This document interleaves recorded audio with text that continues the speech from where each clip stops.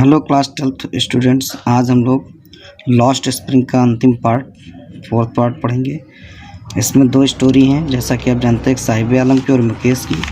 मुकेश की स्टोरी का हमने आधा पार्ट पढ़ लिया था, जिसमें मुकेश एक फिरोजाबाद का चूड़ी बनाने वाला बच्चा है।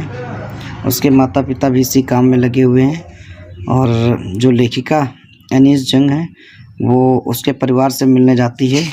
तो मुकेश अपने परिवार के बारे में वहाँ पर बताता है, और उसके परिवार वाले भी अपने काम के बारे में उसको बता रहे हैं। तो यहाँ पे उसकी दादी जो है अपने चूड़ी बनाने वाले कार्य के बारे में बताती है।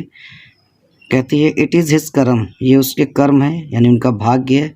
हिज डेस्टिनी, उनका भाग्य है। Says Mukesh grand mother, Mukesh की दादी कहती है, who has watched own husband go blind with dust from polishing the glass of bangles. Who has watched, जिसने देखा है, हिज ओन हस्बैंड कि उसका अपना पति गो ब्लाइंड, अंधा हो गया है, with the dust from polishing the glass of bangles, चूड़ी शीशे की चूड़ियों को पॉलिश करते हुए धूल के कारण। Can a God given lineage ever be broken, और वो अपने कार्य के बारे में बताती है कि ईश्वर ने जो उसे जिस क्षेत्र का कार्य उनको दिया है, क्या वो उनसे अलग हट सकती हैं, यानी उसको तोड़ सकती हैं। सी इम्प्लाइज, वह निवेदन करती है। Born in the caste of bangle makers, चूँकि उनका जन्म चूड़ी बनाने वाली जाति में हुआ है। They have seen nothing but bangles, उन्होंने चूड़ी के अलावा और कुछ नहीं देखा है।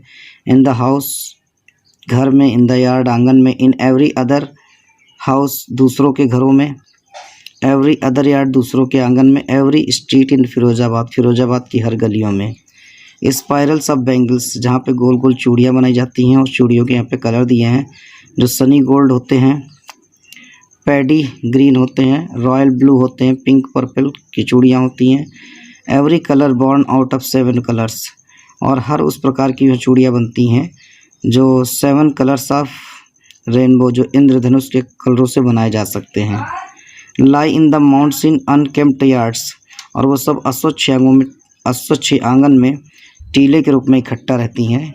आर पाइल्ड ऑन 4 व्हील्ड, यह उनका ढेर लगा दिया जाता है उस 4 पहिए वाले ठेले पर।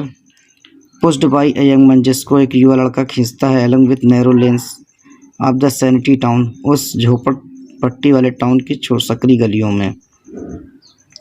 And in the dark hutments, और उन अंधकारमयी झोपड़ियों में, next two lines of flames of flickering oil lamps, जहाँ पर ऑयल लैम्प्स जलती रहती हैं। सिट बॉयज़ एंड गर्ल्स, लड़के लड़कियाँ बैठे रहते हैं। With their fathers and mother, अपने माता पिता के साथ। Welding pieces of coloured glass into circles of bangles, वे गोल चूड़ियों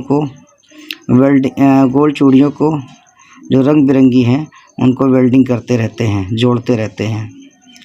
दियर eyes are more adjusted to the dark, उनकी आँखें अंधेरे में ज़्यादा अच्छी एडजस्ट हो गई than to the light outside, बजाय के बाहर के प्रकाश में। That is why they often end up losing their eyesight, और यही कारण है कि प्राय अपनी आँखें खो देते हैं, आँखों की रोशनी खो देते हैं। बिफोर दे बिकम एडल्ट, इससे पहले कि वे युवा हों। तो इनकी स्थिति बड़ी ख़राब है। अब एक लेडी आती है, Savita, a young girl in dark pink dress. Savita, जो कि एक युवा लड़की है जो गंदी सी पिंक ड्रेस पहने हुए है। Sits along side in elderly woman, वो एक बुजुर्ग महिला के बगल में बैठी हुई है। सोल्डरिंग पीसेज ऑफ ग्लास, और उन चूड़ियों को जोड़ रही है। As her hands move mechanically like the tongs of machine, उसके हाथ ऐसे मूव कर रहे हैं जैसे कि कोई मशीन हो। I wondered if she knows the sanctity of bangles, लेखा आश्चर्य करती है कि शायद वो चूड़ियों की पवित्रता के बारे में ना जानती हो। सी हेल्प्स मेक, जिसे वो बना रही है। It symbolises N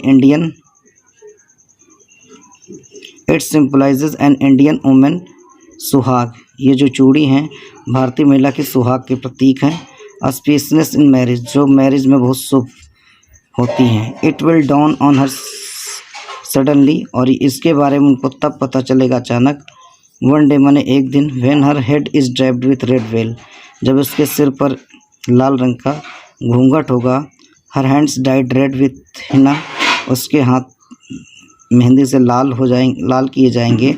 and in the bangles rolled into her wrist, और चूड़ियाँ उसके कलाई में होंगी।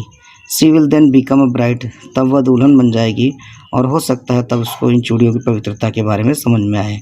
लाइक द ओल्ड वुमेन, बूढ़ी महिला की तरह, बिसाइड हर, जो उसके बगल में बैठी है, who become one many years ago, क्योंकि वो बूढ़ी महिला जो उसके बगल में बैठी है वो कई साल पहले इसी तरह की दुल्हन बनी थी। She still has bangles on her wrist, उस बूढ़ी महिला की कलाइयों में अब भी चूड़ियाँ हैं। But light in her eyes, लेकिन no light in her eyes, लेकिन उसकी आंखों में कोई रोशनी नहीं है।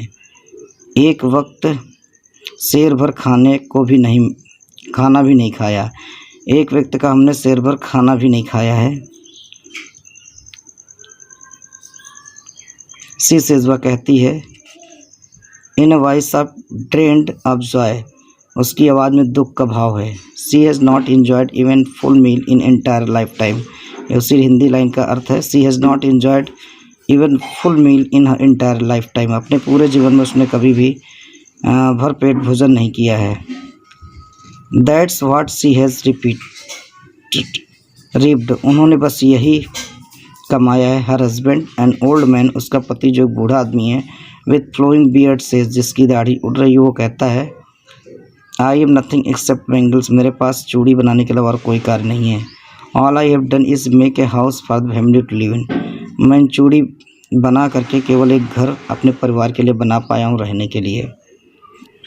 हियरिंग हिम, उसको सुन करके, वन वंडर्स, कोई भी आश्चर्य कर सकता है, इफ़ ही हैज़ अचीव्ड, कम से कम उसने वो तो पा लिया, what many have been failed in their lifetime, जो बहुत से लोग अपने जीवन में पाने में असमर्थ हो जाते हैं। He has a roof over his head, उसके सिर पर कम से कम एक छत तो है, यानी बूढ़े आदमी ने इतनी मेहनत करके अपना घर तो बनवा लिया है।